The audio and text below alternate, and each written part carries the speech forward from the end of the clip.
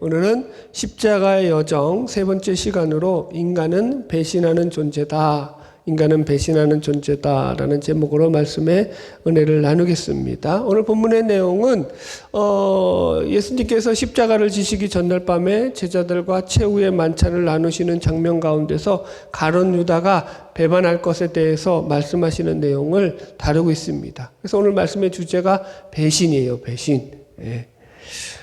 그렇죠. 근데 뭐 어쨌든 강의니까요. 그래서 이 가룟 유다에 대한 배신에 대한 내용이 이 전체 최후의 만찬을 다루는 이 전체 본문에서 3분의 2에 해당하는 분량을 차지하고 있어요. 그러니까 꽤 많은 분량이 마태복음에서 지금 이 가룟 유다의 배신을 다루고 있다라고 생각을 해야죠. 그렇다는 것은 이 주제가 결코 가볍지 않다. 중요한 주제 중에 하나다라는 것을 우리가 생각할 수 있습니다. 먼저 제가 말씀을 들어가기 전에 우리가 이 말씀을 어떻게 지금 진행해 나가는지에 대한 말씀에 대한 전체 숲을 한 번 더 그리고 말씀을 진행하려고 해요. 왜냐하면 이제 안내도라고 하잖아요. 지도가 있으면 어디를 가는데 길이 편하잖아요. 그래서 제가 먼저 우리가 오늘 말씀에 대한 지도가 어떤 그림으로 그려지는지를 갖다가 잠깐 설명을 하고 전체적인 그 전체 숲을 말씀드리고 나서 본문을 들어가려고 해요. 마태복음 26장부터 제가 이 말씀을 예수님께서 십자가로 향해 걸어가고 계시는 십자가의 여정이라는 주제를 가지고 이 말씀을 묶어서 지금 시리즈로 설명을 드리고 있습니다. 그래서 이거는 예수님만이 걸어가신 십자가의 길이 아니라 우리 신자들도 걸어가야 되는 신앙의 길이 바로 이 십자가의 여정이라는 거예요. 이 길이라는 거예요. 그래서 예수님께서도 무슨 말씀을 하시냐면은 너희가 나를 따라오려거든 자기를 부인하고 자기 십자가를 지고 나를 따라야 돼. 너희가 자기의 십자가를 지고 나를 따르지 않는 자들은 내게 합당치 않아 라고 말씀하셨거든요. 당황스럽죠. 아니 목사님 이 신앙의 길은 천국 길 아닌가요? 천국으로 가는 길인데 좋아야 되지 않나요? 맞아요. 우리는 천국으로 가는 이 길을 가고 있는데 천국으로 가는 그 길이 안타깝게도 꽃길이 아니에요. 십자가의 길인 거죠. 고난이 있고 환난이 있고 그래서 어려운 것들이 있다라는 거예요. 그래서 여러분들 우리가 늘 기억해야 될 것이 이 길에 갈 때 우리가 신앙 가운데서 어려운 상황에 처할 수 있다라는 것을 먼저 기억을 하셔야 돼요. 제가 그래서 첫 번째 이 십자가 여정 가운데서 나눴던 주제가 뭐였냐면은 예수님의 3번에 걸친 순환의 예고에 대해서 제자들이 침묵했다라는 것을 가지고 이 길에 대해서 세상 사람들이 가지고 있는 무관심, 그죠? 이 길은 사람들이 볼 때는요, 그들이 원하는 길이 아니에요. 반대길이잖아요. 십자가는 죽음의 길이잖아요. 그죠? 사람들이 좋아하겠어요? 싫어하겠어요? 싫어하죠. 그래서 이 길을 안 간다고요. 제자들도 그래서 거기에 대해서 무관심한 것을 성경이 표현하고 있잖아요. 그래서 보세요. 예수님께서도 뭐라고 말씀하셨냐면은 천국으로 들어가는 천국 그 문은 그게 크다고 했어요? 작다고 했어요? 작아요. 좁아요. 그래서 그 길이 좁고 협착하여 그 길로 들어가는 사람이 많다, 적다. 그죠? 그리고 나서 두 번째가 뭐였냐면은 이 대제사장들과 장로들이 흉계를 꾸며서 예수를 죽이려고 하는데 이게 밀란이 일어날까 하니 유월절이 끝나고 이 절기가 끝나고 하자라고 그렇게 자기들이 작정을 했거든요. 근데 예수님은 언제 돌아가셔요? 유월절날 돌아가시잖아요. 그렇다라는 것은 자신들이 의도한 대로 예수님이 죽었다는 거예요? 아니라는 거예요? 아니라는 거죠. 그래서 제가 이 십자가의 길의 가장 큰 또 핵심 주제 중에 하나가 이 길을 가는 데 있어서 그 주도권을 누가 가지고 있다? 인간이 가지고 있다? 아니다. 하나님이 가지고 있다. 우리는 하나님의 주도권 아래에서 우리가 이 길을 걸어가고 있음을 기억해야 한다. 이 얘기 드렸죠. 두 번째 말씀의 주제가 뭐였냐면은 마리아가 항리옥합을 깨트린 사건을 가지고 말씀드렸어요. 그래서 이게 복음의 갈림길이라는 그런 주제를 갖고 얘기했어요. 복음의 갈림길이라는 게 뭐예요? 이게 가다 보면은 그가 머뭇거릴 때가 있다라는 거예요. 선뜻 글로 가고 싶지 않을 때가 있다라는 거죠. 제자들처럼. 그러나 또 한편으로는 마리아처럼 믿음을 가지고 믿음으로 반응해서 그 길을 그냥 당당하게 걸어나가는 그런 부류도 있는 거예요. 그러니까 우리가 이 길을 갈 때는요, 항상 이 두 부류가 같이 존재해요. 교회 안에서도 마찬가지예요. 믿음으로 먼저 반응해서 한 발짝 앞서가는 사람도 있고 주저주저 하면서 뒤따라오는 사람들도 있어요. 그 다 그러나 같이 가는 길이라는 걸 잊지 마셔야 돼요. 못 따라온다고 너 왜 그러니 그러지 마세요. 천천히 따라올지언정 여러분들 같이 가는 길이기 때문에 서로 뭐가 되어야 되는 거예요. 동료가 되어야 되고 위로가 되고 힘이 되어주는 그런 자들이 되어야 되는 거죠. 할렐루야. 예, 이제 오늘은 이제 세 번째 시간인데요. 본문의 주제는 십자가로 향해 가는 이 십자가의 여정 가운데서 오늘 가룟 유다와 같은 이런 배신하는 자가 나올 수 있다라는 걸 우리에게 지금 알려주고 있는 거예요. 그러니까 경고의 말씀이죠. 그래서 앞에서 다뤘던 두 주제와는 이게 조금 결이 달라요. 어떻게 다르죠? 앞에서는 같은 길을 가는 거예요. 어쨌든. 그죠? 주저하든 뭘 하든. 그런데 여기서는 어떻게 하는 거예요? 이제 아예 다른 길을 가는 자가 나오는 거예요. 그 길과 반대길로 가는 자가 등장을 하는 거예요. 그런 이해를 가지고 이제 본문을 우리가 접해야 되는 거죠. 왜 반대길이 나오죠? 이 길은 내가 가고 싶은 길이 아니기 때문에. 그런 거예요, 여러분들. 자, 이런 배경을 가지고 이제 오늘 본문을 들어가 보겠습니다. 마태복음 26장 14절로 16절 같이 읽어보겠습니다. 같이 읽읍시다. 시작. 그때 12 중에 하나인 가룟 유다라 하는 자가 대제사장들에게 가서 말하되 내가 예수를 너에게 넘겨주리니 얼마나 주렸느냐 하니 그들이 은 30을 달아 주거늘 그가 그때부터 예수를 넘겨줄 기회를 찾더라. 아멘.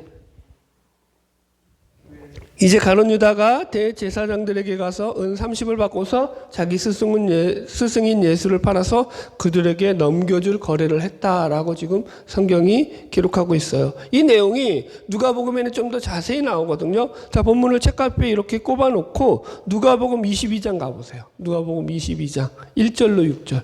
누가복음 22장 1절로 6절. 누가복음 22장 1절로 6절 말씀을 같이 보겠습니다.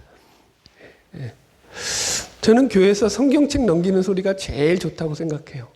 이 소리만큼 아름다운 소리가 없어요. 평상시에 안 보는데 그래도 교회 와서 보니까 얼마나 감사해요. 자, 누가복음 22장 1절로 6절 같이 볼까요? 같이 읽을게요. 6월절이라 하는 무교절이 다가오매 대제사장들과 서기관들이 예수를 무슨 방도로 죽일까 궁리하니 이는 그들이 백성을 두려워함이더라.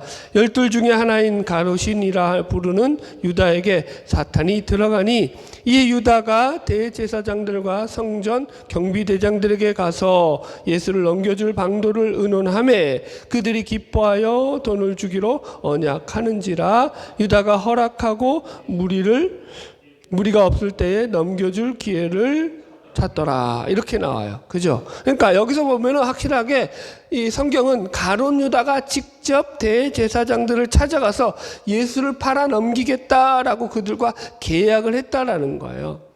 그런데 여기서는 은 30이 안 나와요. 그죠? 다른 복음서에서는 은 30이 안 나와요.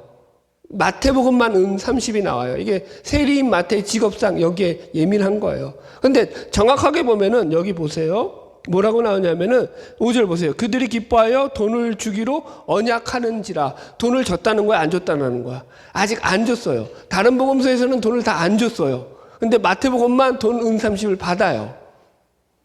이것 좀 해석을 해요. 인 30이, 그러니까 정확하게 그 X에 대해서는 정확하게 그게 얼마인지는 확실하게 모르지만 대략, 이 노동자의 한 달치 품삯금도로 여겨요. 그러니까, 그리고 이 노예 몸값, 보통 일반적인 노예의 몸값이 은 30이래요. 그러니까 그렇게 비싼 액수는 아니에요. 자, 그런데, 그래서 어느 목사님은 이걸 가지고 이런 주장을 하셔요. 가룟 유다의 목적은 돈이 아니었다. 다른 목적이 있었다. 왜냐하면 돈을 목적으로 했다면 은 30이라는 것은 예수님의 몸값으로 하기에는 너무나 적은 액수이기 때문이다. 지금 여러분 보세요. 예수님의 가치가 얼마나 올라가 있어요. 그죠? 사람들 앞에서 거의 영웅 수준이잖아요. 그런 예수님을 팔아넘기는데 은 30에 팔아넘긴 건 너무 액수가 작다는 거죠. 그래서 이거는 이 가룟 유다가 돈 때문에 판 게 아니다라고 어느 목사님들은 그렇게 얘기를 해요.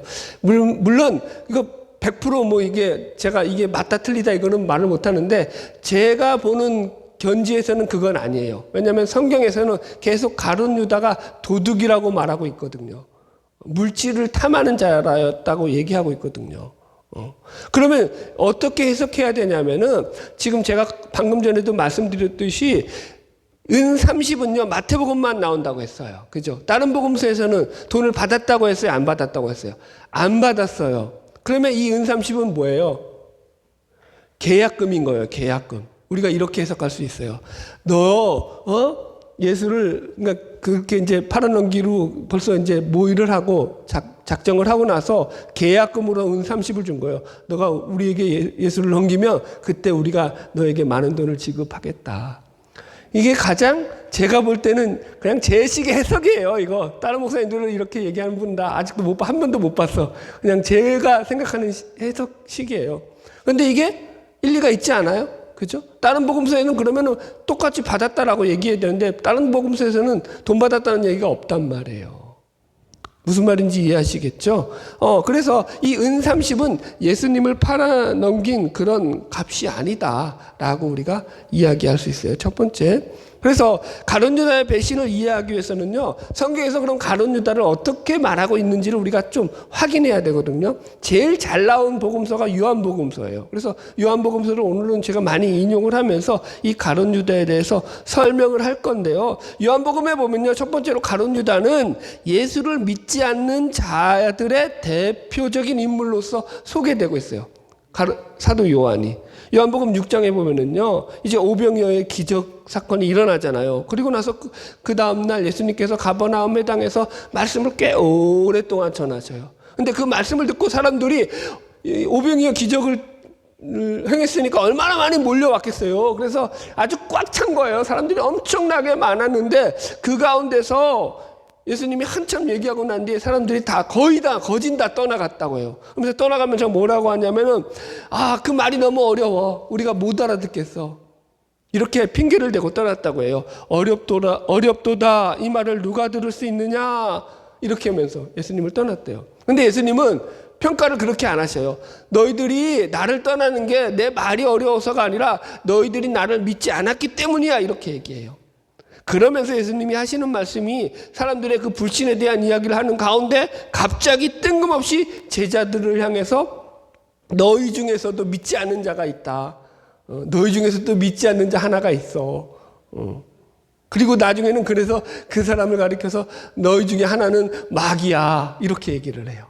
제가 읽어드릴게요. 요한복음 6장 60절 이하의 말씀이에요. 그러나 너희 중에 믿지 아니하는 자들이 있느니라 하시니, 이는 예수께서 믿지 아니하는 자들이 누구며 자기를 팔 자가 누구인지 처음부터 아심이니라. 70절 말씀도 그래요. 예수께서 대답하시되 너희 중에 12를 택하지 아니하였느냐. 그러나 너희 중에 한 사람은 마귀니라. 이 말씀은 가롯 시몬의 아들 유다를 가리킴이라. 그는 12 중에 하나로 예수를 팔 자로라. 이게 사도 요한이 그렇게 해석을 한 거예요. 그러니까 예수님께서는 그러니까 사람들의 불신앙의 대표적인 표본으로 지금 누구를 들었다고요? 가롯 유다를 들어서 지금 말씀을 하시더라. 그리고 요한도 그렇게 해석을 하고 있더라, 여러분. 그러니까 사람들이 예수님을 떠난 것이 그 사람들만의 문제가 아니라, 그 사람들만이 아니라 가룟 유다도 마찬가지라는 거예요. 믿음이 없어서. 여러분들 지금 그 얘기를 하는 거예요. 이게 여러분 요한의 증언이 뭐냐면은, 자신들도 제자들도 처음부터 가룟 유다가 그런 사람인 줄 몰랐다라는 거예요. 그런데 공생의 기간에 예수님이 틈틈이 하신 말씀들을 잘 이제 정리해서, 기억한 것들을 정리해서 풀이하다 보니까, 그때 예수님이 이 말씀을 이렇게 하신 것은 가룟 유다가 이런 사람이었다라는 것을 갖다가 예수님께서 우리에게 알려주시는 것이구나 라고 요한이 파악을 했다라는 거예요. 자, 보세요. 그러면 가룟 유다는 믿음이 없다고 했어요.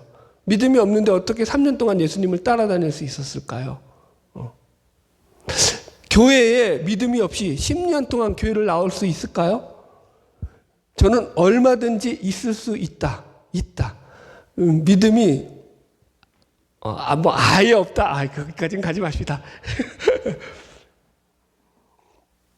근데 믿음이 없이도 얼마든지 교회에 오랫동안 출석할 수 있어요. 여러분들. 자, 보세요. 여러분, 가룟 유다가 믿지도 않으면서 예수님을 왜 3년 동안 따라다녔느냐? 왜 예수를 떠나지 않았느냐? 사도 요한은 아주 단도직입적으로 이렇게 말해요. 그는 도둑이라.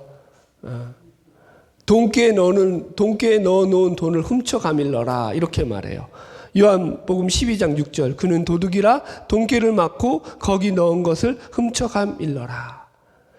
왜 예수님을 안 떠났다고요? 그가 도둑이었기 때문이다. 보세요. 가룟 유다는 돈주머니를 맡았다고요. 이 제자들 무리 공동체에서. 그러니까 우리식으로 말하면 회계예요. 회계. 재정 담당. 교회에서도 재정 담당이 제일 중요한 거 아시죠? 그리고 성경은 증언하듯이 그가 돈을 훔쳐갔대요. 이게 보세요. 회계 그 당시에 무슨 오늘날 같이 그죠? 회계 감사가 있었겠어요. 무슨 그거 가지고 장부가 있어가지고 그거 가지고 정리를 해서 얼마 들어오고 얼마 수입 얼마 지출 이런 게 있었겠어요. 그런 게 없었다고요. 그러니까 전적으로 돈깨를 맡은 이 재무 담당인 신뢰해서 그가 그걸 다 관리하는 거거든요. 근데 예수님이 인기가 올라가면 갈수록 사람들로부터 들어오는 후원금이 많아질까요? 적어질까요? 많아지겠죠. 그죠? 그럼 여러분들 그거를 일일이 지금 이 제자들에게 보고했을까요? 가룟 유다가? 안 했겠죠. 자기가 마음대로 주무를 수 있는 거예요. 그래서 여러분들 이게 이제 거기서부터 얻을 수 있는 그런 그죠? 수입들이 짭짤했던 거예요. 좀 우리 전문적인 용어로. 그러니까 계속 그 자리에 붙어서 예수를 떠나지 않았다라고 성경이 이야기하는 거예요. 그러니까 제가 무슨 말씀 드리냐면은 가룟 유다가 이 배신한 게 그냥 하루아침에 갑자기 마음이 횟가닥 뒤집혀서 예수를 배신한 게 아니라고요. 그렇게 말하는 분들이 꽤 많아요. 그런데 그건 잘못된 성경적 해석이라고요. 성경은 그렇게 지금 제가 여러분들에게 증거하고 있듯이 그렇게 표현하고 있지 않다고요. 오래전부터 그는 예수를 믿지 않았고 이게 돈의 욕심을 가지고 탐심을 가지고 예수를 따랐던 인물이었다. 그러니까 그 배신은 하루아침에 이루어진 게 아니라 그의 삶 속에서 늘 언제나 그죠? 기회만 주어지면 이게 툭 튀어나올 수 있는 그런 모습이었다. 이 이야기를 하는 거예요. 예. 자, 다시 신도 나가겠습니다. 마태복음 26장 17절로 19절. 가룟 유다에 대한 이야기를 좀 설명을 드렸고요. 이제 계속 읽읍시다. 17절로 19절. 시작. 무교절의 첫날에 제자들이 예수께 나와서 이르되 유월절 음식 잡수실 것을 우리가 어디서 준비하기를 원하시나이까. 이르시되 성한 아무에게 가서 이르되 선생님 말씀이 내 때가 가까이 왔으니 내 제자들과 함께 유월절을 내 집에서 지키겠다 하시더라 하라 하시니 제자들이 예수께서 시키신 대로 하여 유월절을 준비하였더라. 예. 이 말씀도 참 의미가 깊어요. 여기서 이제 유월절의 의미를 우리가 좀 묵상해야 되는데요. 지금 이 일이 일어난 시기를 유월절의 무교절의 첫날이라고 나와요. 무교절의 첫날. 그래서 무교절은 유월절을 일컫는 또 다른 표현이에요. 유월절. 그러니까 유월절은 뭐예요? 이스라엘 백성들이 애굽에서 구원받은 날을 기념하는 그 절기가 유월절이잖아요. 그래서 애굽에서 마지막 이제 출애굽기 보면은 10번째 재앙인 장자의 죽음의 재앙이 내릴 때에 하나님께서 이스라엘 사람들에게 모세를 통해 가지고 너희들 이제 가족 그 무리만큼 양을 잡아 가지고 그 양을 너희들 집에 문인방 문설주에 발라. 양의 피가 발라진 그 문인방과 문설주에 피가 발라진 그 집의 문을 볼 때 죽음의 사자가 거기를 그냥 지나쳐 갈 거야 라고 알려줬잖아요. 그죠? 그래서 이제 그 문인방과 문설주에 양피를 바른 그 일, 그래서 그들이 구원받은 그 일을 갖다가 기념하여서 지키는 절기거든요. 그래서 왜 무교절이라고 하냐면은, 그래서 거기 애굽에서 탈출하는 그 밤에 어떻게 탈출을 하냐면은 서서 그들이 잡았던 그 양고기 있죠. 양고기와 그 다음에 쓴 나물과 그러니까 누룩 없는 빵, 그걸 갖다 무교병이라고 해요. 이 세 음식을 같이 먹었다고요. 그리고서 나왔거든요. 그래서 그 음식 중에 하나가 뭐가 있어요? 무교병을 먹었다. 누룩이 없는 떡을 먹었다. 그래서 무교절이다라고 이야기를 합니다. 이해하셨죠? 그래서 유월절, 무교절은 같은 표현이에요. 그래서 이 날이 보세요. 유대력으로 해가지고 이게 이제 우리가 이 유대인들은 유대인들만의 달력이 있어요. 그래서 그 유대력으로 니산월 1월 15일부터 21일까지예요. 그렇다고요. 근데 우리나라 달력으로는 그게 한 3월, 4월 정도 돼요. 예. 중요하지 않아요. 여튼 간에 그 절기를 7일 동안 그래서 지키는 절기가 이 유월절 절기고 그 첫날이라고 해요. 그런데 정확하게 말하면 여기서 이 무교절 첫날은 이 음식을 나누는 날인데 아직은 이 유월절은 아니에요.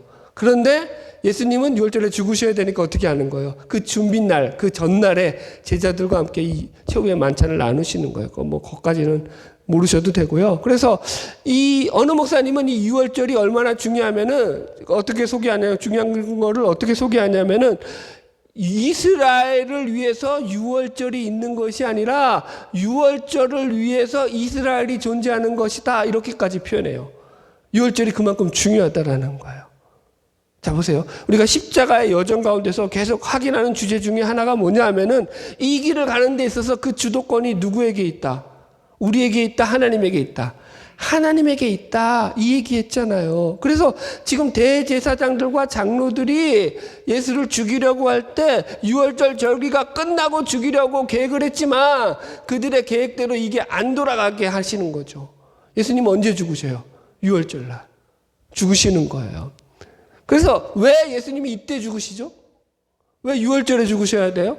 이 유월절이야말로 성경에서 하나님께서 그의 백성들을 구원하시는 그 구원을 표현하는 가장 대표적인 날인 거예요. 구원의 날인 거예요.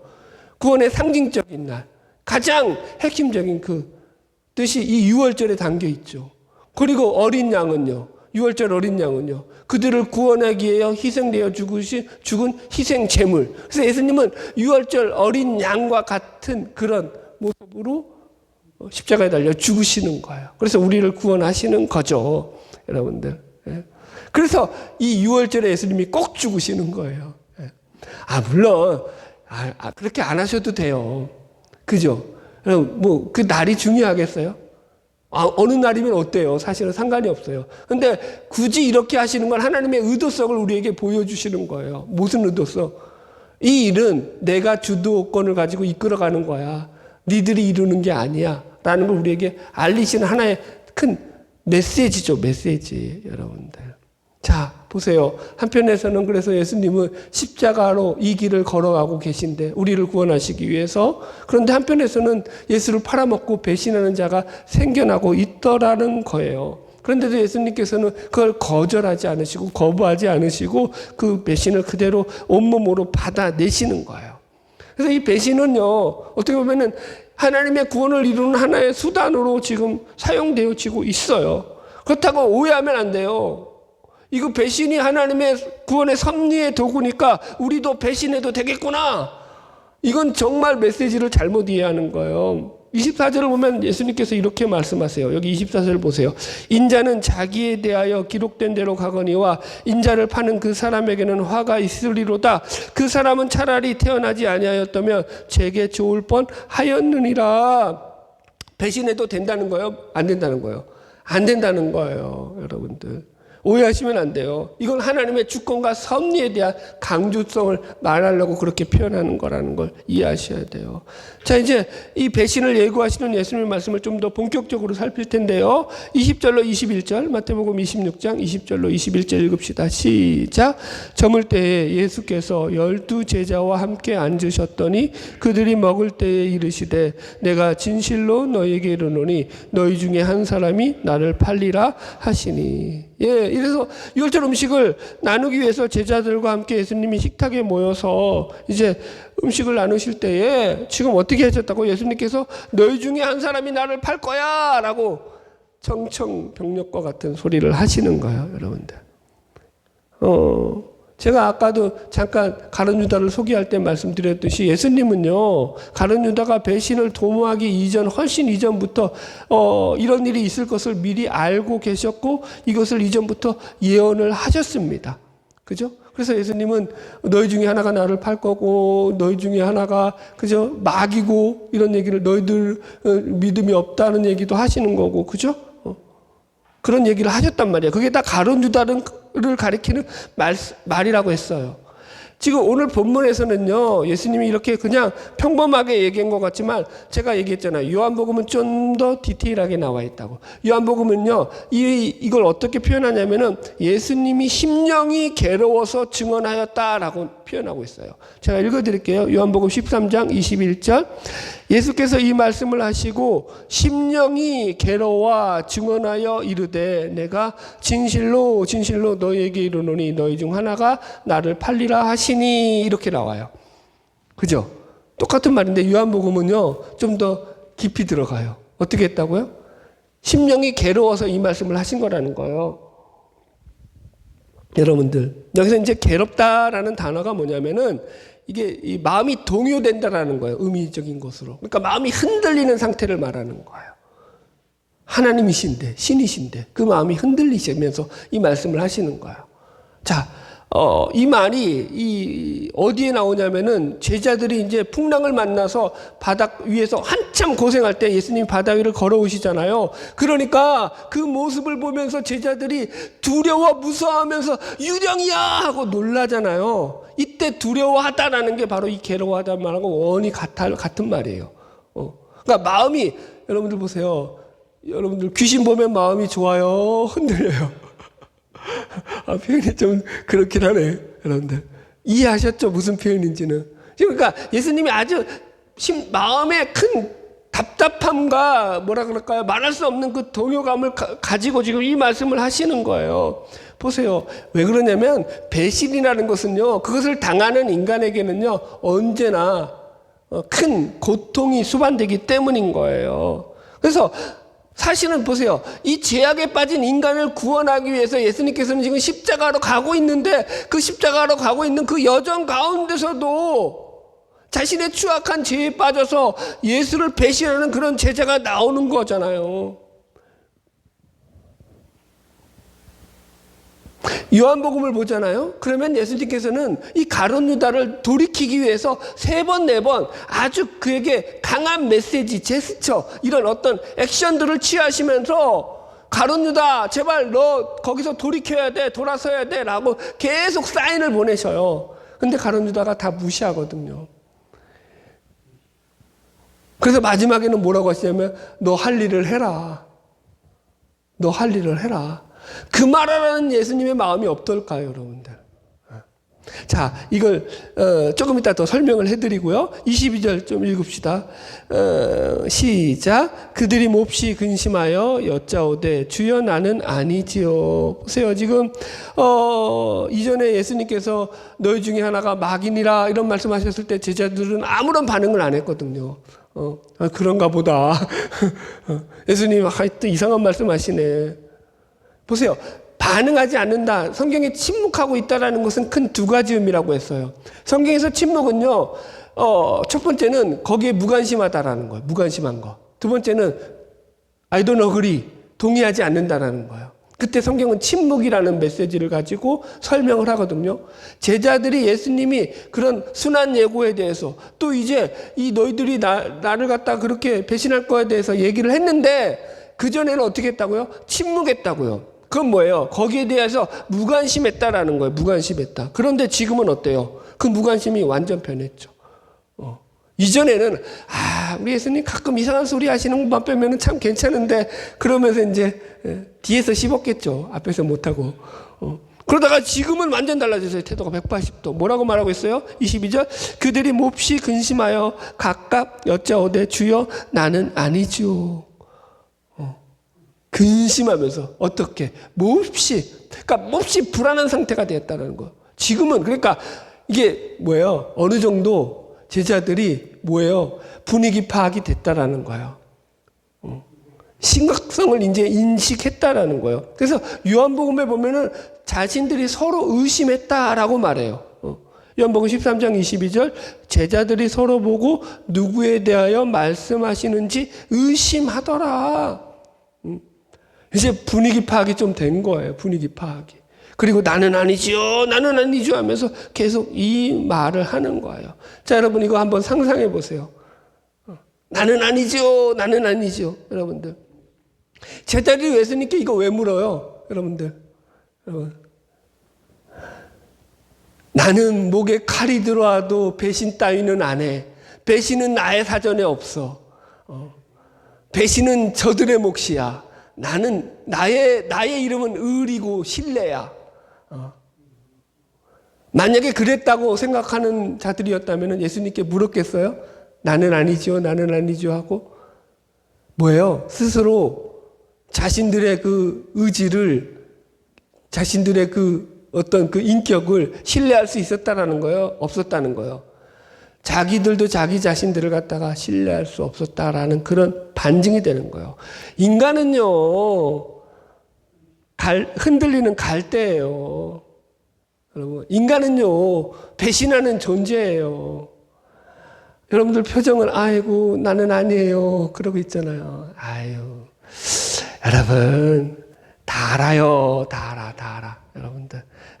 자, 인간은 배신하는 존재자. 마지막 주제를 가지고 이제 설명을 할게요. 첫 번째, 친구의 배신이에요. 보세요. 예수님이 심령이 얼마나 괴로우셨냐를 23절에 이렇게 묘사하고 있어요. 23절, 대답하여 이르시되 나와 함께 그릇에 손을 넣는 그가 나를 팔리라. 근데 이게 좀 요한복음 13장에 보면은 그러니까 나와 함께한 내 친구가 내 발꿈치를 들었다라고 표현되어 있어요. 그게 성경에 응했다라고 표현되어 있어요. 그러니까 그 말씀은, 이 본문은 그러니까 무슨 말이냐면은 구약에 나오는 시편 41편 9절의 말씀을 예수님이 인용하셔서 하시는 말씀들이에요.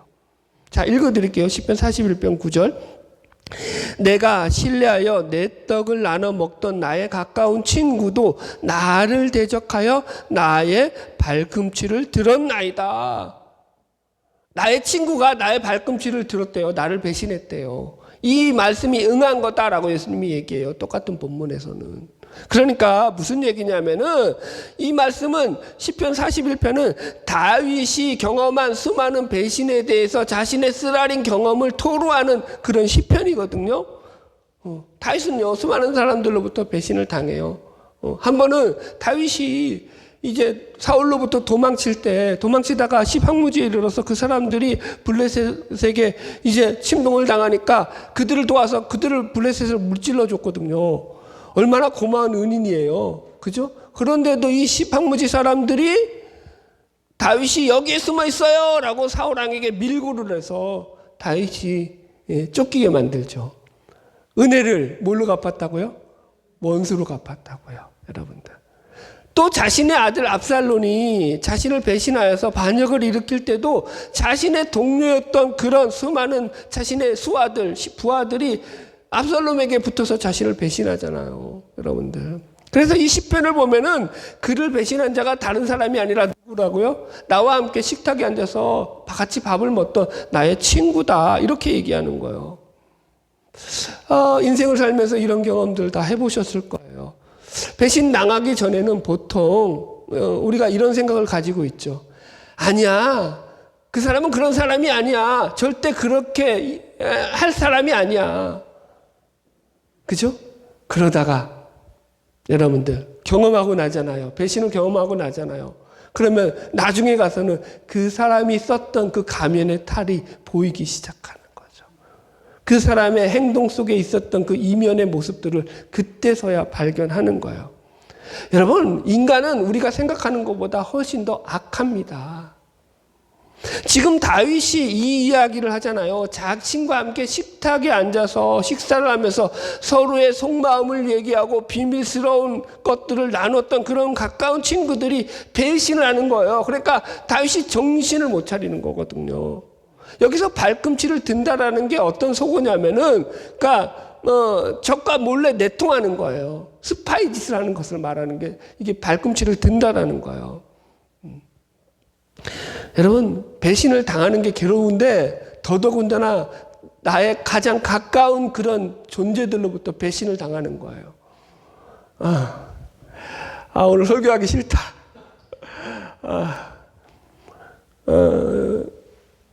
저는 경험했을까요? 안 했을까요? 저도 할 얘기 많죠. 아주 많죠. 근데 안 할래요. 마음이 아파서. 안 할래요.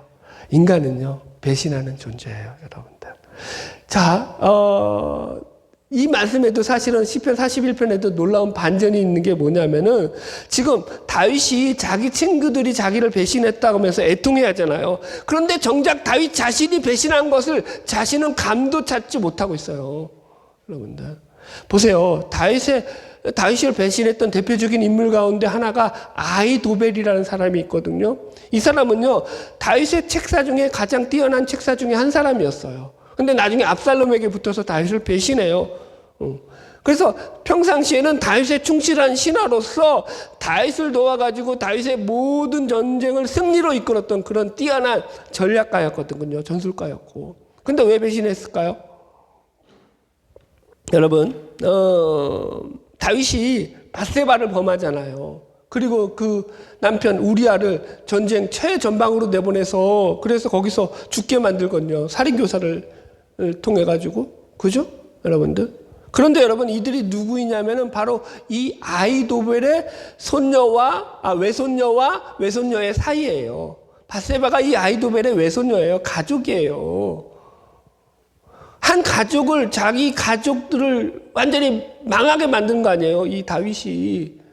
그런데 성경 어디를 봐요? 이 다윗이 아히도벨을 찾아가서 내가 잘못했다, 내가 왕으로서 못할 짓을 했다, 한번 사과한 구절이 있나요? 없어요. 성경이 그걸 얘기한다고요. 나만 배신당한다고요? 웃기지 마세요. 여러분들, 나도 배신해요. 그리고는 입 싹 닦죠. 아닌 것처럼. 이건 다 지울 겁니다. 이거 나가면 큰일 납니다. 여튼, 흥분했어요. 죄송해요. 감정이 좀 격했어요. 그러니까 인간은, 보세요. 이 결론은 이거예요. 인간은 거기서 거기다. 50보 100보다. 나는 배신하지 않아. 이런 거 장담하지 말아라, 여러분들. 성경은요, 모든 인간이 배신하는 존재다라고 우리에게 증거하고 있어요. 보세요. 아담이, 그죠? 하나님을 배신하잖아요. 거기서부터 이제 죄가 시작되죠. 그러면서 인간의 역사는 배신의 역사예요. 성경을 보세요. 가인은요, 그 동생 아벨을 배신해서 아벨을 죽이잖아요. 그죠? 여러분, 아브라함은요, 자기 아내 사레를 배신해서 애굽 왕에게 팔아먹고, 그죠? 한번 팔아먹는 것도 모자라가지고 그랄 왕 아비멜렉에게 또 팔아먹고. 참 마음씨도 고와, 사라는. 그 아들 이삭도 똑같이 하잖아요. 아브라함처럼 자기 아내를 팔아먹잖아요. 배신하잖아요. 야곱은요, 그 아버지와 그 형 에서를 배신해서 장자권을 획득하려고 하잖아요. 요셉의 형들은요, 요셉을 배신해서 인신매매로 팔아넘기잖아요. 이게 한둘이에요? 예? 사울은요, 자기 사위 다윗을 배신하고 죽이려고 하잖아요. 가룟 유다는 예수님을 배신했고, 데라는 세상을 사랑해서 바울을 배신하고 데살로니가로 가고. 여러분, 설교의 목소리가 톤이 올라가는 건 안 좋은 건데, 자꾸 이게 감정적으로 돼서 죄송을 해요. 그러니까 이게 성경이 그렇다고 얘기하는 거예요, 여러분들. 성경이 이렇게 배신의 이야기들로 가득 차 있죠. 인간의 역사는요, 배신의 역사입니다. 성경만이 그런 게 아니에요. 인간의 역사 자체, 이 배신에는요, 항상 흐르고 있어요. 가룟 유다만 그런 것이냐? 그 얘기하는 거 아니라는 거예요. 제가 두 가지만 간단한 예를 듣고 말씀을 정리할게요. 생물학적인 이유와 정치공학적인 가설이요. 이 두 가지 가설에서 설명하고 있는 배신에 대한 이야기를 이렇게 설명을 해요. 생물학에서 인간의 배신을 이렇게 설명을 하는데요. 진화 생물학자인 리처드 도킨스라는 분이 쓴 이기적 유전자라는 책이 있어요. 이분은 신다이니즘이라고 해가지고 꽤 알려진 분이에요. 그런데 이 도킨스가 모든 생물은 자기 복제를 위한 이기적 유전자로 구성된 기계 같은 존재다라고 설명을 하면서 여기서 이기적이라는 말을 뭐냐면은 자기 복제를 늘리는 행위. 그러니까 자기 생존을 위해서 무슨 짓이든 한다라는 거예요, 인간은요. 이게 모든 생물이 그렇다라는 거죠. 그래서 이게 인간은요, 이기심이나 탐욕, 배신 같은 것들이 과거에 자신의 번식을 하는 데 있어서 기여한 부분이 있어가지고 이것이 인간 본성의 일부분이 되어서 이것이 계속 진화 과정 속에서 발전되어서 인간 유전자 속에 남아있다. 그래서 이걸 갖다가 이기적 유전자다라고 이야기를 해요. 여러분들. 그러니까 무슨 말이에요? 생물학적으로도 배신이라는 것은 인간의 생존의 가능성을 높여주는 그런 이기적 유전자이기 때문에 진화론적으로 볼 때 이런 유전자들이 살아남는다. 그래서 인간에게는 배신이라는 유전자가 그 몸에 누구에게나 흐르고 있다. 두 번째, 정치공학적 이유예요. 마키아벨리의 군주론을 잠깐 설명할게요. 여기서도 보면은 마키아벨리는 인간의 본성이 악하고 이기적이며 은혜를 모르고 변덕이 심하며 배신을 잘한다 이렇게 간주합니다. 그래서 많은 정치 권력자들이 그 권력을 유지하고 획득하기 위해서 암살과 학살과 모략과 음모와 배신과 위선 이런 책략들을 서슴없이 자행을 하는 거예요. 정치에서 배신하는 거는요, 이건 생존을 위해서 당연한 거라는 거예요, 이게, 여러분들. 그냥 본능이라는 거예요. 본능 중에 가장 기본적인 본능이야. 그 유명한 마키아벨리가 한 말이라고요, 여러분들. 그렇다고요. 자, 말씀 정리하겠습니다.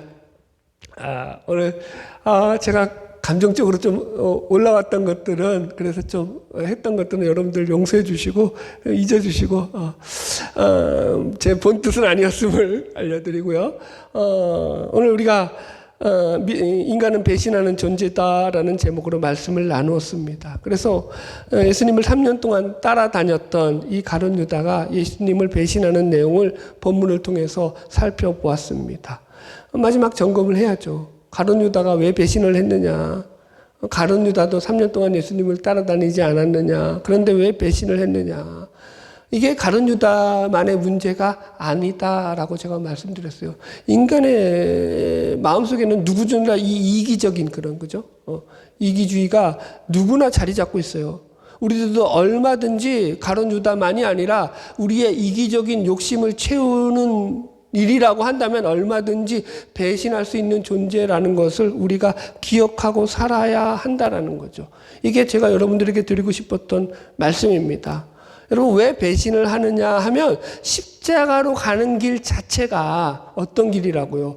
고난의 길이고 죽음의 길이기 때문인 거예요. 그 길은 좁은 길이고 험한 길이고 고난과 환난을 감당해야 하는 길이기 때문인 거거든요. 그러다 보니까 자연스럽게 가룟 유다처럼 이 길을 싫어하고 마음에 안 들어하고 이 길 반대길로 가는 사람들이 나오게 되는 거예요. 또는 이 길로 가다가 중도에 포기하는 자들도 나오게 되고요. 저는 그게 맞다고 봐요. 여러분들 실제로도 이 언론 통계에 의하면 지금까지 교회를 다니다가 교회를 떠났던 숫자만 하더라도 1,000만 명이 넘는다고 해요. 근데 이게 예전 통계니까 지금은 뭐 더 훨씬 더 많겠죠.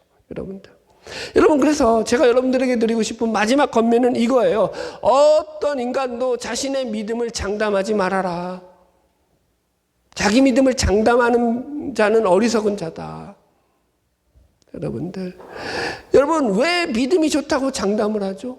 왜 구원의 확신을 찾고 왜 구원받은 날이 언제냐라고 따지면서 그렇게 사람들이 그걸 계산하려고 하죠? 불안하니까 그래요. 불안하니까. 나는 아니죠, 제자들. 나는 아니죠, 여러분들. 불안하니까 묻는 거잖아요. 신앙은 장담함으로 가는 게 아니에요. 신앙은 두렵고 떨림으로 이루면서 가는 거예요. 할렐루야. 여러분, 우리의 순례길은 아직 끝난 것이 아니에요. 끝날 때까지 끝났다고 방심하면 안 돼요. 방심하는 순간 우리들도 얼마든지 실족하고 넘어질 수 있는 자들임을 명심하고 겸비함으로 이 길을 걸어가야 돼요. 그래서 다음 주에 하겠지만 우리 감리교는 믿음을 저버리는 세 가지 미혹과 실족과 배교가 있다. 이걸 늘 조심해야 한다라고 가르치고 있습니다. 철로역정을 보세요. 크리스찬이 마지막에 죽음의 강을 건너잖아요. 그런데 그 죽음의 강을 건너면 끝나는 거 아니에요. 그런데 그 죽음의 강을 건너기까지도 그에게 시험이 있었다고요. 어려움이 있었다고요. 신학의 본질이라고요. 네. 그래서 여러분들 늘 겸비하셔야 돼요. 늘 조심하셔야 돼요.